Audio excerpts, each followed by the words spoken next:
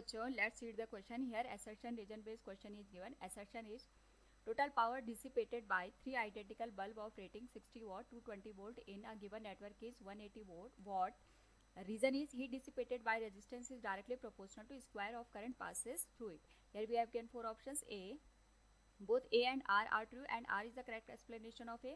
B, both A and R are true but R is not the correct explanation of A. C, A is true but R is false, and D, A is false but R is true. Now to answer this question, first we will discuss here the key concept, and here the key concept is given as heat dissipation through a resistance. तो heat dissipation पे हम ये देखते हैं कि हमारे पास यहाँ पे जो गिवन रेजिस्टेंस गिवन होता है उस पर्टिकुलर केस में कितना वोल्टेज या करंट यहाँ पे हमारे पास पास हो रहा है. नाउ अगर हम यहाँ पे बात करें पावर की, power is given as v square divided by r के बराबर, और अगर हम इसी पावर को यहाँ पे एक्सप्लेन करें तो हमारे पास जो वैल्यू होती है इसको करंट के टर्म में भी हम लिख सकते हैं, that is I square into R के बराबर.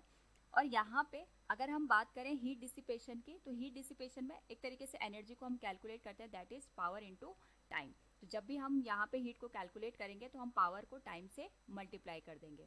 क्वेश्चन में हमारे पास एक सर्किट का कॉम्बिनेशन दे रखा है जिसमें तीन बल्ब दे रखे हैं.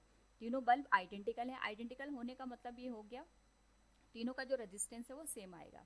अगर हम ऑब्जर्व करें, अगर मैं इस पॉइंट का जो पोटेंशियल है वो ए मानती हूँ तो इस वाले पॉइंट का पोटेंशियल भी ए आएगा. अगर हम इसका पोटेंशियल यहाँ पे बी मान लेते हैं तो इसका पोटेंशियल भी यहाँ पे बी आएगा. अगर हम ऑब्जर्व करें तो हमारे पास जो बल्ब B1 दे रखा है इसके जो टर्मिनल है ये ए और बी है. जो हमारे पास सेकंड बल्ब है इसके टर्मिनल भी ए और बी है, और जो थर्ड बल्ब है इसके टर्मिनल भी यहाँ पे ए और बी है. यानी तीनों का जो कॉम्बिनेशन है पैरेलल में. अगर मैं इसको अलग से ड्रॉ करूँ तो तीनों के तीनों इस तरीके से हमारे पास यहाँ पे कनेक्ट है आपस में पैरेलली, आइडेंटिकल है. तो तीनों का रेजिस्टेंस भी यहाँ पे सेम आएगा, और रेजिस्टेंस सेम आएगा तो उस पर्टिकुलर केस में हम यहाँ पे इक्विवेलेंट रेजिस्टेंस निकाल करके जो करंट की वैल्यू है उसको कैलकुलेट कर सकते हैं. या फिर क्वेश्चन में हमें ये पूछा गया है the total power dissipated by three identical bulb, तीनों का जो यहाँ पे पावर का डिसिपेशन होगा वो कितना होगा.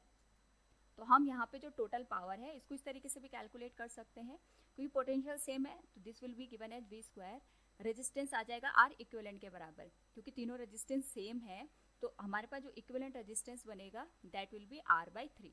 तो यहाँ पे जो टोटल पावर निकल के आएगी that will be 3 into V square by R. V square by R हमारे पास एक बल्ब की पावर को शो कर रहा है क्योंकि हमने जो वोल्टेज अप्लाई किया वो रेटेड वोल्टेज के बराबर भी अप्लाई किया, तो इसके करस्पॉन्डिंग जो पावर आएगी वो हमारे पास रेटेड वोल्टेज के करस्पॉन्डिंग जो पावर है दैट इज 60 वाट, वही हम यहाँ पे लिख सकते हैं. तो this will be given as 3 into 60, ये आ जाएगा 180 वाट के बराबर. यानी तीनों के जो पावर है वो 180 वाट के बराबर आएगी. तो जो हमारे पास एसर्शन का पार्ट है it is correct one. Second दे रखा है heat dissipated by resistance is directly proportional to the square of current passing through it. तो हमारे पास जैसे हमने यहाँ पे भी डिस्कस किया था कि जो पावर होती है वो आई स्क्वायर इंटू आर होती है, और हीट डिसिपेशन की अगर हम बात करें this will be given as I square into R into T. तो हीट डिसिपेशन में हम टाइम का कॉन्सेप्ट भी यहाँ पे ऐड कर लेते हैं. तो ये वाला जो स्टेटमेंट है it is also correct one. लेकिन अगर हम देखें तो हमने पहले में पावर कैलकुलेट की है और रीजन में हम यहाँ पे हीट की बात कर रहे हैं, तो दोनों इंडिविजुअली करेक्ट है, बट जो रीजन है that is not the correct explanation of the assertion. So we can say option B is the right one. Hope all you understood it. Thank you and best of luck.